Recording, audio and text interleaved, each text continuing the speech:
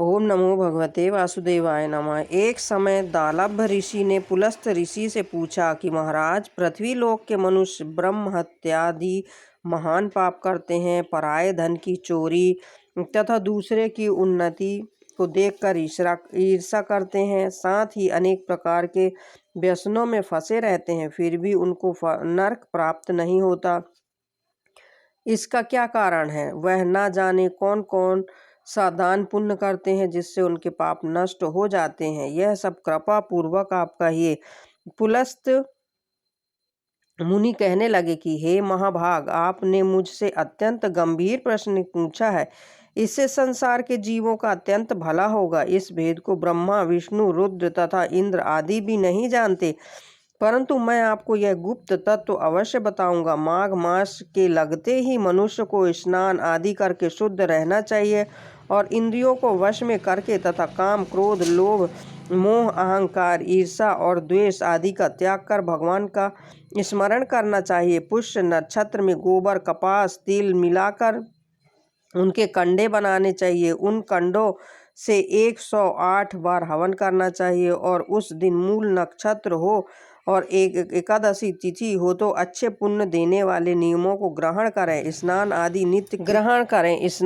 नित्य क्रिया से निवृत्त होकर सब देवताओं के देव श्री भगवान का पूजन कर और एकादशी का व्रत धारण करें। रात्रि को जागरण करना चाहिए। उसके दूसरे दिन धूप, दीप, नैवेद्य आदि से भगवान का पूजन करके खिचड़ी भोग लगावें। तत्पश्चात पेठा, नारियल, सीताफल या सुपारी सहित अर्घ देकर स्तुति करना चाहिए कि भगवान आप दीनों को शरण देने वाले हैं, इस संसार सागर में फंसे हुए मनुष्यों का उद्धार करने वाले हैं। पुंडरीकाक्ष, हे विश्व भावन, हे सुब्रह्म, हे पूर्वज, हे जगतपते, आप लक्ष्मी सहित इस तुच्छ अर्घ को ग्रहण करें। इसके पश्चात जल से भरा हुआ कुंभ घड़ा ब्राह्मण को दान करें तथा ब्राह्मण को श्याम गौ और तिल पात्र देना भी उत्तम है। तिल स्नान और भोजन दोनों ही श्रेष्ठ हैं। इस प्रकार जो मनुष्य जितने तिलों का दान करता है उतने ही 1000 वर्ष स्वर्ग में वास करता है। तिल स्नान, तिल का उपटन, तिल का हवन, तिल का तर्पण, तिल का भोजन और तिलों का दान, ये तिल के 6 प्रकार के प्रयोग होने के कारण यह 60 तिला एकादशी कहलाती है। इस व्रत के करने से अनेक प्रकार के पाप नष्ट हो जाते हैं। इतनी कथा कहकर पुलस्त ऋषि कहने लगे कि अब मैं इस 60 तिला एकादशी की कथा तुमसे कहता हूँ। वासुदेवाय नमः। दोस्तों, आज हम 60 तिला एकादशी की कथा सुनेंगे।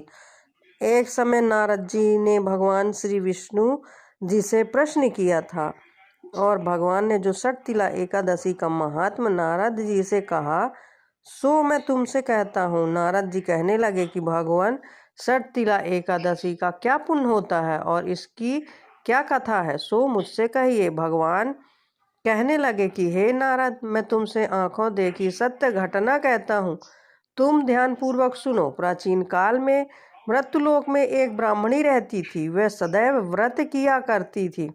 एक समय वह 1 मास तक व्रत करती रही। इससे उसका शरीर अत्यंत दुर्बल हो गया। यद्यपि वह अत्यंत बुद्धिमान थी, तथापि उसने कभी देवताओं या ब्राह्मणों के निमित्त अन्न या धन का दान नहीं किया था।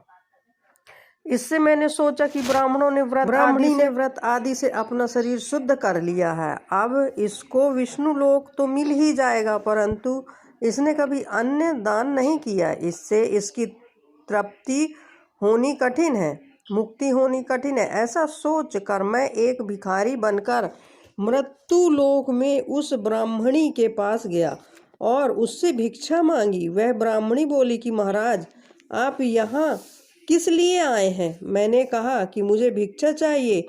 इस पर उसने एक मिट्टी का ढेला मेरे भिक्षा पात्र में डाल दिया। मैं उसे लेकर स्वर्ग में लौट आया। कुछ समय पश्चात वह ब्राह्मणी भी शरीर त्याग कर स्वर्ग में आ गई। उस ब्राह्मणी को मिट्टी का दान करने से स्वर्ग में सुंदर महल मिला, परंतु उसने अपने घर को अन्न आदि सब सामग्रियों से शून्य पाया।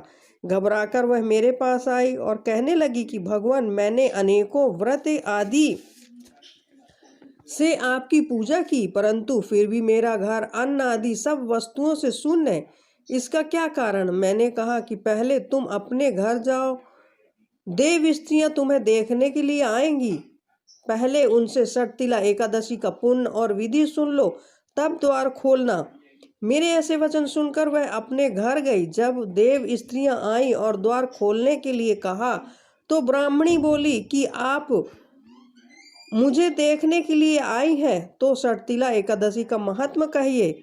उनमें से एक देव स्त्री कहने लगी कि मैं कहती हूँ। जब ब्राह्मणी ने षटतिला एकादशी का महात्म सुना तो फिर उसने द्वार खोल दिया। देवांगनाओं ने उसको देखा कि न तो वह गांधर्वी है, न आसुरी, वरन पहले जैसी मानुषी है। उस ब्राह्मणी ने भी उनके कथन अनुसार षटतिला एकादशी का व्रत किया। इसके प्रभाव से वह सुंदर और रूपवती हो गई तथा उसका घर अन्न आदि समस्त सामग्रियों से युक्त हो गया। अतः मनुष्यों को मूर्खता त्याग कर षटतिला एकादशी का व्रत और लोभ न करके तिलादि का दान करना चाहिए। इससे दुर्भाग्य, दरिद्रता तथा अनेक कष्ट दूर होकर उसको मोक्ष की प्राप्त होती है। जय श्री कृष्णा। ओम नमो भगवते वासुदेवाय नमः।